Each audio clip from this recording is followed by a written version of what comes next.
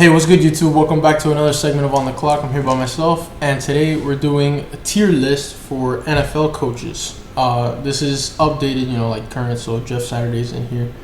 And yeah, we're basically going to rank them based on A through F to see, the performances so far based on team success and what's happening this year. We're not talking about all time, we're talking about what's happening this year. So yeah, let's kick it off. We got Dennis Allen first. There should be alphabetical order if I'm not mistaken.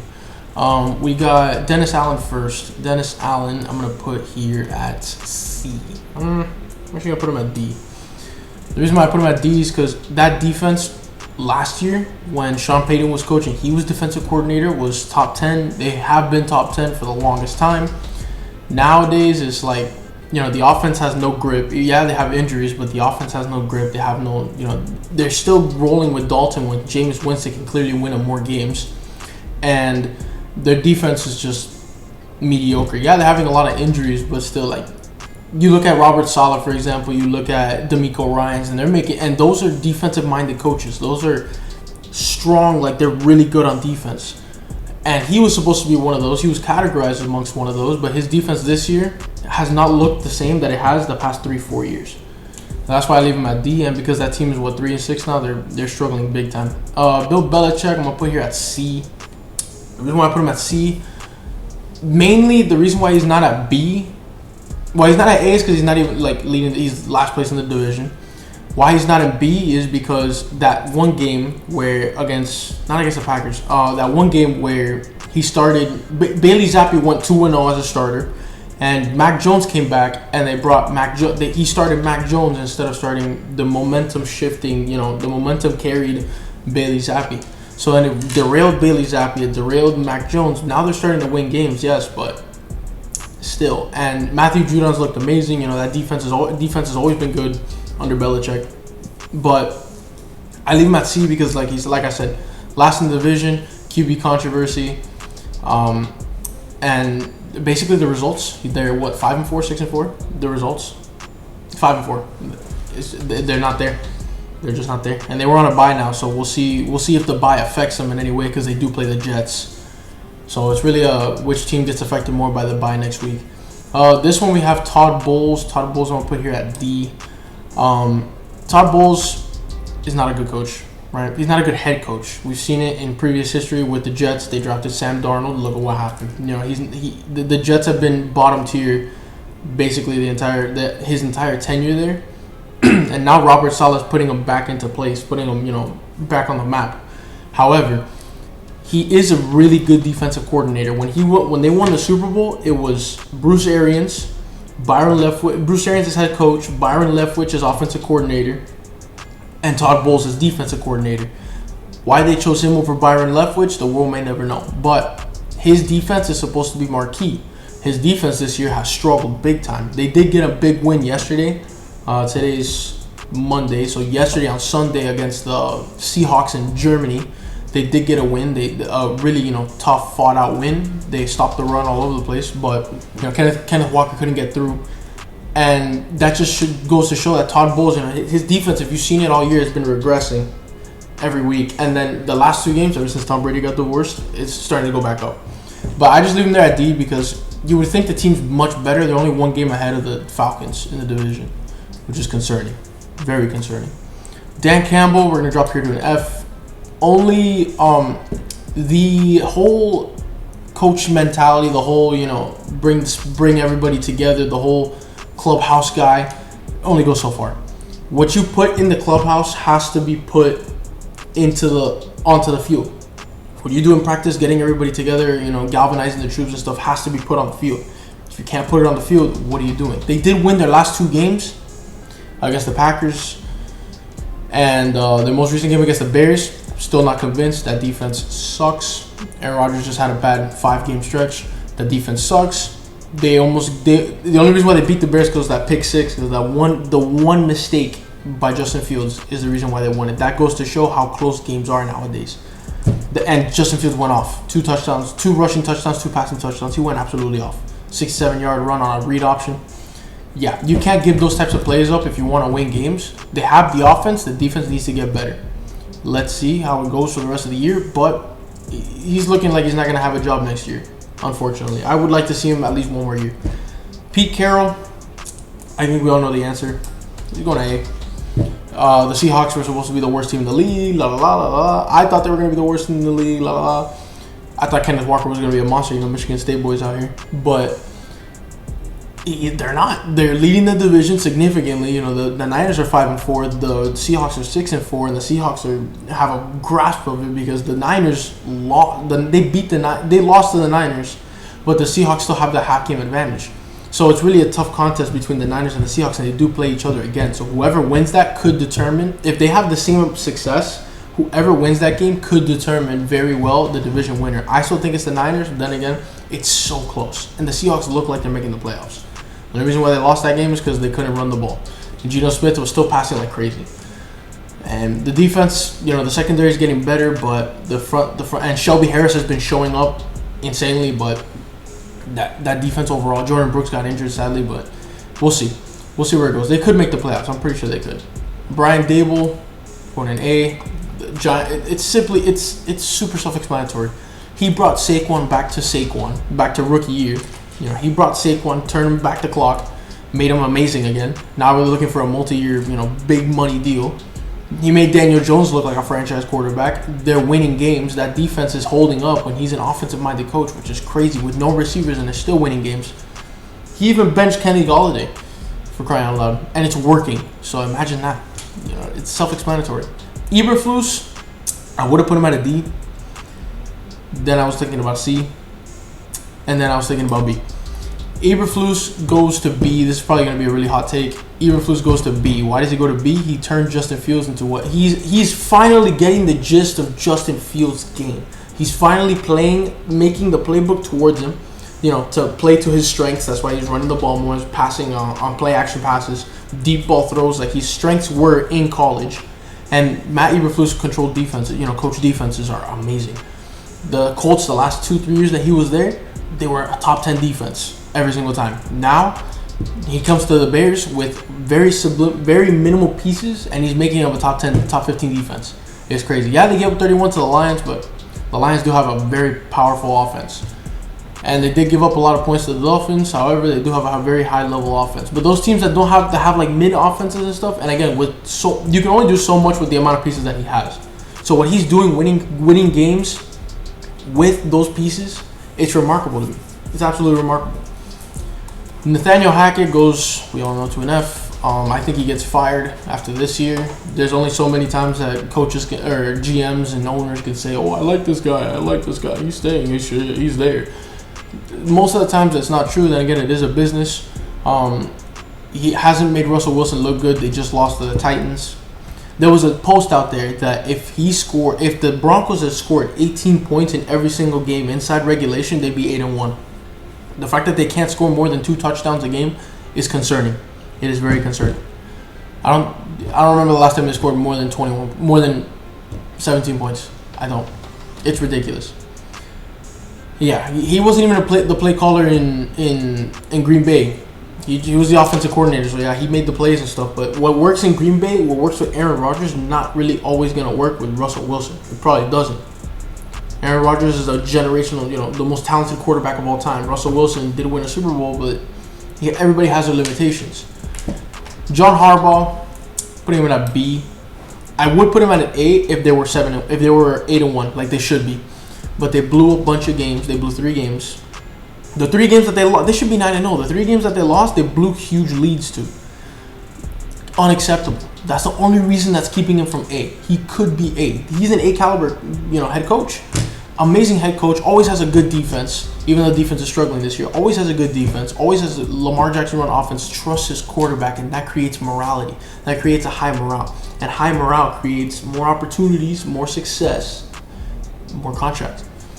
Hopefully Lamar gets the contract and stays there so he can be even better, but we'll have to see.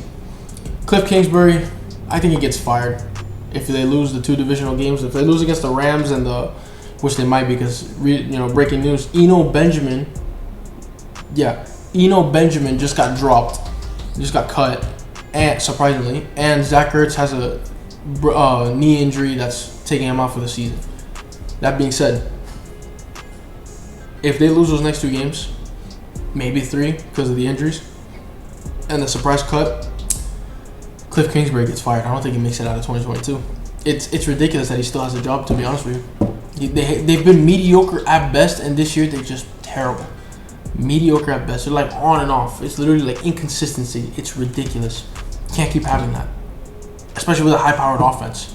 Matt LaFleur. I don't know why I keep saying Mike. Matt LaFleur. Put him at a D. The reason why I put him at a D, the five games in a row that you've lost, it's absolutely ridiculous. But the self-proclaimed miscues. He says himself that he's fucking up plays. That can't happen. You have to give Aaron Rodgers freedom at that point, because he's been through that way more than you have. He knows more, right? He understands what needs to be done. The playoffs, the playoffs 2 years ago against the Niners in the NFC Championship, the first time they got whooped, special teams sucked. Yes, I agree. Special teams is a very big problem. But instead of going for it on 4th and goal, he decided a field goal and then onside, and they didn't recover the onside. You go for the touchdown. That way the deficit is a lot less. That way, if you get the ball back, because remember, if that didn't happen, things could have changed. If you get the ball back with enough time, with Aaron Rodgers, come on, there's always enough time. Hail Mary came. You get those 3 points, tie the game, bam. But what they do, they went the opposite way, and the opposite way, now you have more pressure, and the defense couldn't handle. So that's on him. And then last year, special teams, disaster. And he just crumbles in the NFC Championship game. I just don't believe it. Both of them do. But I leave him at D because the 5-game losing streak is unacceptable, and the fact that you can't put that offense together is just unacceptable with Aaron Rodgers. Mike McCarthy, putting him at a B. The reason why I put him at a B, that Packers loss yesterday was bad. It was very bad. Dak Prescott did play pretty bad. I intercepted twice by the same guy on open lanes, but the bye week came in and they struggled. Like I said they would. I'm a genius. Like I said they would. The bye week came in and they struggled because they underestimated the certain teams. The Cowboys are always known to struggle, regardless of the coaches. Jason Garrett was a terrible coach. Don't get me wrong. But Mike McCarthy, Super Bowl winning coach with Aaron Rodgers, coincidentally. They always find a way to struggle, and the defense has been lackluster. The defense has gotten down since before the bye week. Michael Parsons is no longer the leader. I think it's Nick Bosa, the leader for Defensive Player of the Year. And yeah, Mike McCarthy's team is starting to regress. You can see it. You can see it as the year progresses. The defense is going down too. Let's see what they do against the Vikings without Darisaw. But I still think the Vikings win that game. Josh McDaniels. Oh God, he should not have a job. Making poor Derek Carr and Devontae Adams cry. With that high-powered offense that you have, and you being an offensive coordinator for the Patriots, all those Super Bowl wins, and you can't do anything with that, that's ridiculous. You need to be fired, and now. And the GM needs to be also fired, because you need defense and offense, and the staff there is the issue, because you can put... The staff is the issue because the staff doesn't want to help get improvements, and that's the issue. You need to improve. You need to improve. You need to improve. They didn't have to go get Devontae Adams. They could have gotten some defensive player. Would they get Chandler Jones? Chandler Jones struggles. But they could have traded the same package for another defensive player, and it could have been a lot better. But no. And they need to hit on first-round picks. Their first-round pick ratio sucks. So yeah, you cannot be 2-7 as the Las Vegas Raiders. You can't. With Derek Carr and Devontae Adams, you cannot be 2-7. You can't. Josh Jacobs and Darren Waller. You can't. Mike McDaniel, A+++. Not because I'm a Dolphins fan and a Packers fan, but because what he's done with Tua, he's finally unlocked Tua's ability. Tua when he got drafted, since he got drafted to now, like the last season, they didn't open the playbook for him. They didn't play him to his strengths. He's a deep ball thrower. He's an accurate thrower. What they do, they tried to run the ball where they couldn't. They tried to throw short passes where they couldn't. They tried to force the ball downfield, and even then, Tua is such a good quarterback that he made it work. The plays that weren't consistent to how he plays normally, they made it work. That's why he's a winning quarterback. He's got 18 pass touchdowns and 3 picks on the year. Missing 3 games. And on top of that, he's in my opinion, runner up to MVP for behind Patrick Mahomes. Why? Because 18-3. The 3 games that he missed, the Dolphins lost, even though they were close, because the defense kept it close. Teddy Bridgewater and Skylar Thompson did not have any impacts. Now that Tua Tagovailoa is there, the defense holds when they need to, and Tua can win the game with his receivers. That's how it is. The leap that he took, and the fact that the 3 games that he's been taken out of the equation, they lose. That's what the value means. That's the value. Take off Patrick Mahomes from that team. Yes, I understand the value. The defense is still there, but you can argue that Tua, when he got taken out, the fact is he got taken out. Maybe if Patrick Mahomes got injured for a couple games and they lost, then I'd give it to him. So, a lock. But the fact that he got injured and now the Dolphins need him to win because they have everything else, they just need him to win. That's value. But then again, you can have the same compelling argument for Patrick Mahomes. That's what he's turned him into. They have a high-powered offense, gunners, turned him into an MVP candidate. Sean McDermott, we give him an A. I don't blame him for the loss, for the 3 losses. That's Josh Allen's play. I guess the Dolphins just, time ran out, and the scary throws against the Vikings yesterday. The scary throws, the really bad interception when you had Stephon Diggs open in a corner route. You had him wide open, 5 yards of space everywhere. You threw it down to Gabriel Davis right up the middle, and you got picked off. The overtime interception, Patrick Peterson. The one against the Jets where he threw the interception. The 2 interceptions, and he had Sauce Gardner's PBU. He's got leading 10 interceptions, by the way, which is not an MVP caliber numbers. I think, along with Stephen A. Smith, that yes, he's not in the race anymore. Not even in the top 5. He's out of the race completely. The last 3 games have been, the last 2 games in general have been testament to close games. He struggles. Are they still my Super Bowl favorite? I don't think so. I really don't think so. I think now it's up for grabs. The Dolphins can make it. Chiefs, Eagles. It's up for grabs now. The AFC is really, really strong. Sean McVay, put him at a D. Actually, put him at an F. Because the expectation. You have a high expectation to win. You won the Super Bowl. Now you're trying to compete for it again, and you're not even close. Yes, I know there's a curse. I know there's a Super Bowl hangover. Doesn't matter. You should not be 3-6. Super Bowl hangover should be mediocre at best in the playoffs. Loss. All right, that's fine, I guess. The defense has been ass outside of Jalen Ramsey and Aaron Donald. The offense has been ass outside of Tyler Higbee, who's getting all the targets, and Cooper Kupp, who's getting all the targets. I understand there's offensive line injuries. That's still unacceptable. Matthew Stafford needs to play better. And the fact that they lost, that defense lost to Colt McCoy and Trace McSorley is ridiculous. It's ridiculous. The defense, Sean McVay is even quitting on his team because he said that he's going to leave if the core is not there anymore. He said he's basically going to quit on the team.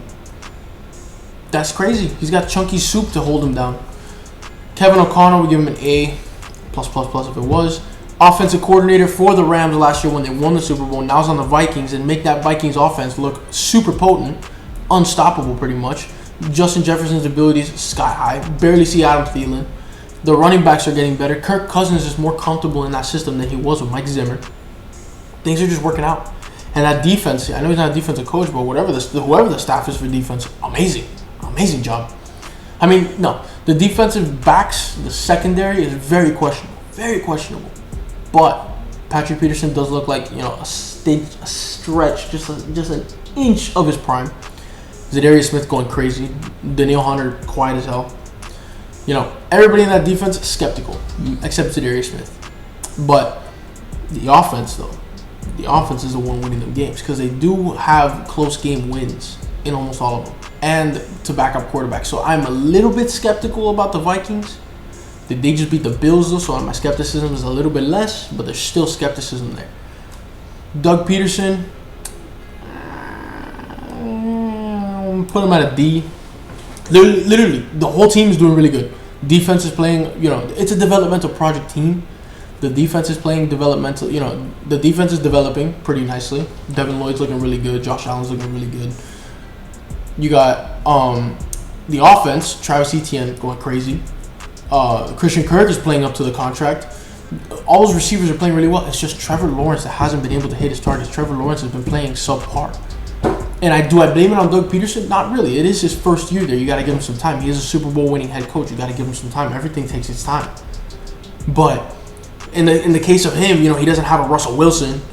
that he needs to win now. They're not expecting to win now. They're expecting to win games, some, but not now. So Doug Peterson, I'm going to leave him at a D because I feel like he could help Trevor Lawrence out a little bit more, but we'll just have to see. Andy Reid, it goes without saying. I shouldn't even have to talk about it. Patrick Mahomes, MVP. The defense is top 10 thanks to Steve Spagnuolo. Great staff, great team. Super Bowl contenders, Super Bowl winners, probably. Ron Rivera, put him at a C. I'm putting him at a C. The defense is starting to get a little bit better, and they are going to get Chase Young. Not this week, but the next week, probably. They're going to get Chase Young back. The offense has looked a lot better. I mean, a lot better. With Taylor Heinicke as the quarterback, who would have thought? Rather than Carson Wentz. Carson Wentz is not that quarterback, cannot play quarterback in the NFL. You just can't. Maybe for a team that needs a mentor in the back, like a backup quarterback, yes, but starting quarterback, no, sir. Taylor Heinicke should be the starter now and should possibly be the starter next year, considering the fact that the Commanders are going to have a mid-pick mock draft coming soon in the form of a post. Robert Saleh, I'm going to put him at a B. The only reason why I put him at a B is because defense. Defense. The defense is stellar. Top 10? Probably. The defense is stellar. Sauce Gardner looks amazing. I feel like if there was any other coach outside of him or DeMeco Ryans, Sauce Gardner would not be as good. The DJ Reed is looking really good, better than his Seahawks days. The whole defense is looking really good. They're in unison. They're working together. And the run and the offense, the run game is nasty. The receivers can work. The offensive line is nasty. However, Zach Wilson, and I do blame him because the staff he picks. Why is Zach Wilson still struggling? I don't know. They are on the bye. They do play the Patriots. Well, the Patriots have a good, D-line. Have a good defense in general. But we'll have to see. I think if they beat the Patriots, you could consider moving him up here simply because that Patriots defense is really good and because that defense can hold down an offense that has a running attack. A really good running attack for that. Jeff Saturday, I'm gonna leave him at a C. But we're not going to count this as a C, better than these other coaches. He did win his one game against the so-called Raiders, right? They look pathetic, so I wouldn't even call them Raiders. I call them pretenders. He does look better than Josh McDaniels. He did beat him after 2 weeks ago tweeting they suck. He exposed them, off his couch, talking shit about him, exposed them. But I'm going to leave him there because, it's his first game. He's 1-0. Put Matt Ryan back on the spot. They clutched it out. 7-6-6-6 was the score line, and then 6-6-6, something like that. Jeff Saturday, he's an interim coach. He's not going to be there next year. But, that's why I'm just going to keep him at a C. He did pretty good for his first performance. Kyle Shanahan. This is tough. This is tough. Put him at an A. I'm putting him at an A. He makes the offense work, man. You put any quarterback there, and the offense is going to work. He's a master, a magician on offense. He runs up all the offensive plays. He's an absolute magician. There's no other way around it. You got Jimmy G. You got CMC, Debo, Brandon Ayuk, George Kittle, a decent offensive line. Which, when healthy, they're even better. The defense, thanks to DeMeco Ryans, is ridiculously good, who was a protege of Robert Saleh, who's also ridiculously good with the Jets. That Niners team is so good, they just can't put it together sometimes. And that's fine. They lose close games. That's fine. They whoop the Rams' ass every year. They whoop the division every year. That's fine. That's fine. As long as they can whoop the division. And they made the Super Bowl with Jimmy Garoppolo. Come on. Jimmy Garoppolo, in his first tenure there, went 7-0. It's crazy. He deserves all the respect. He just sometimes can't put it together. He just sometimes calls a little bit too risky at the wrong time. That's what happened with the Super Bowl. That's what keeps happening now. A little bit risky at the wrong time. Or too risky. Nick Sirianni, A, undefeated, should go unexplained, self-explanatory. AJ Brown's looking like a superstar, like he always has. Jalen Hurts, MVP candidate, behind Tua, in my opinion, number 3. The defense is looking stellar, looking amazing. The DBs, it's self-explanatory. Arthur Smith, I'm going to put at a B. He's making Mariota look good, has for now, but then Mariota starting to fuck himself over. The defenses look pretty well under him. He is an offensive coach. I really wish he could incorporate Kyle Pitts a little bit more, but he's making the runners look good, making Mariota look good again until he fucked himself over. He's probably gonna start Ritter next week or the week after. But let's see how he makes Ritter look. I'm leaving him there because the Falcons are 1 game behind the Bucs. They were winning the division. They should have won that game against the Panthers, but they didn't. But that's fine. I still think they can win the division. That's just me. Loie Smith, iffy. He's supposed to be a defensive-minded coach, yet that defense is really disappointed as of late, especially, but against the run mostly. Defenses need to be just as good in the pass as they are in the run, if not a little bit better on the run. And they have not been the case. Everybody's been running over them. So I leave him there. And Davis Mills is not looking like a quarterback of the future. So he's probably going to be a backup quarterback, but, draft a QB. Bryce Young, CJ Stroud. I think CJ Stroud fits you more. That's just me. Brandon Staley, I'm going to put him at a D. The reason why I put him at a D is because his balls are so big that they're small. Wait, what does that mean, you ask? His balls are so big that they're small means that he calls risky plays way too often. Way too often. That play last night, fourth and 3, I think it was. 4th and 7. In their own red zone, like in their own 20-something yard line. You do not call that. You had enough time to punt the ball out. You do not, in my opinion, you don't call that. That's way too much. That's way too much. He does call a lot of 4th down plays. His defense has been lackluster. They haven't been as good. He's supposed to be a defensive mind. He was defensive mind. He was the defense for the Rams the year before they won the Super Bowl. Kind of shows you something. But the defense did look good that year. I mean, I guess we'll see. They're a mediocre team at best, especially with all their injuries. But we'll have to see. Kevin Stefanski, I'm putting him at an F. I'm putting Stefanski at an F because I feel like I'm putting him at a D. I'm putting him at a D simply because he doesn't use Nick Chubb the way he's supposed to, which means a lot more. He doesn't use Kareem Hunt the way he's supposed to, which means a lot more. He uses them very little. He uses Jacoby Brissett more than his 2 best players, which is ridiculous to me. Once he gets Deshaun Watson back, maybe he'll be able to kind of scramble a little bit better. Maybe the playbook is centered around Deshaun Watson. That's why he has not been able to have this success. Who knows? I think if he uses the running game more, they could win. They could have been winning a lot more games. And that defense has struggled. Then again, he is an offensive-minded coach, so that'd be it. Zach Taylor, I'm putting him at a C. The Bengals have been mediocre all year. They can't play against the zone. Why can't they play against the zone? I think they figured them out. I think every team's figured them out. That Super Bowl run, that Cinderella run was way too easy, apparently, because now they figured them out. Now they're trapping them. If you play man coverage, the Bengals are going to beat you. If you play zone, the Bengals are going to lose to you. It's that simple. Except the Panthers, which I guess the Panthers were running man more that day. That day, which is ridiculous. But Zach Taylor's offense is really high-powered and really good. If only he can get Joe Mixon going. If only Joe Mixon can get himself going more. And the defense, there is injuries around there, but I'm leaving him at a C because the team's mediocre and they can't beat the zone. Which is dumb. The zone should be a lot easier. Well, not really, but the zone should be open holes. There's always going to be a gap that's open. You should know there's going to be a gap that's open. Man, it's just whoever gets open first. But the zone, there's always going to be a gap. You have to figure out that gap. He has not figured out that gap, which is most likely in the middle of the field or on the outside of the numbers. Mike Tomlin, put him at a C. His defense has struggled mightily, yes, without TJ Watt. Now that he's got TJ Watt back, TJ Watt is saving him. He, I think, is top 3 coach of all time, in my opinion. TJ Watt is saving him, however. The defense without TJ Watt looks lost, looks terrible. The offense looks terrible. Then again, the offensive line, Najee Harris, they're not helping. I don't think it's his fault entirely, but I do think they need to realize, him and the front office need to realize that it's rebuild time. It's just rebuild time. You can't really do anything outside of that. Mike Vrabel, put him at a B.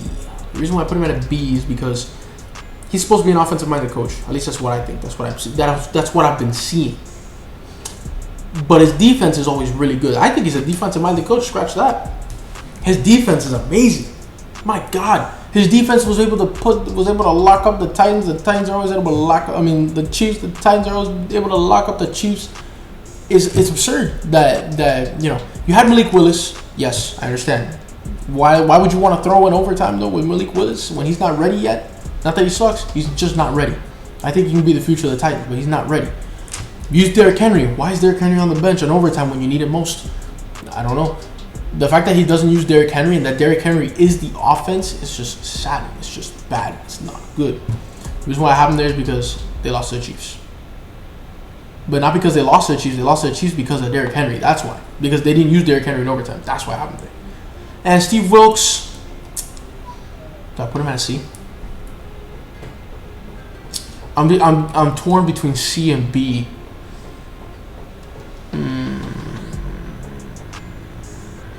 I'm gonna go C. I need to see a little bit more. Funny. I need to see a little bit more. He has made PJ Walker look really good, really good. And he was the defensive coordinator. No, he was the offensive coordinator, if I'm not mistaken. He was the offensive coordinator of that team, so he's an offensive-minded coach. And he's made PJ Walker look really good. He's made Deontay Foreman look really good without Christian McCaffrey. He's made that team look good without Christian McCaffrey. They've been playing a lot better without Baker or Christian McCaffrey. But Baker's playing now, so let's see how it goes. Baker did have 3 touchdown passes, or 2 touchdown passes, if I'm not mistaken. No picks, clean game. When he did play for PJ Walker when he got benched against the Bengals, we'll see about that. But yeah, that's what it is. That's how it's gonna be. That's the list right there. The mid-season, we're in week 10, so we're still in week 10 because tonight's Monday Night Football. We're still in week 10. That's the week 10 tier list for the head coaches. Let me know what you guys think down below in the comments, and that's gonna do it for me. Like and subscribe, turn on post notifications down below, comment any opinions you guys have, any video ideas you guys have. Let us know what you guys think. Make sure you check out the FIFA World Cup video. It's brand new. Check out the socials. I promise you the FIFA World Cup video is going to be the best video. It is our best video so far. We put a lot of thought into it. We put a lot of time into it. And on top of that, we put a lot of funny stuff in it. So, yeah, please make sure to check that out. Like and subscribe. Thank you for all the support. That's going to be it for me. Deuces.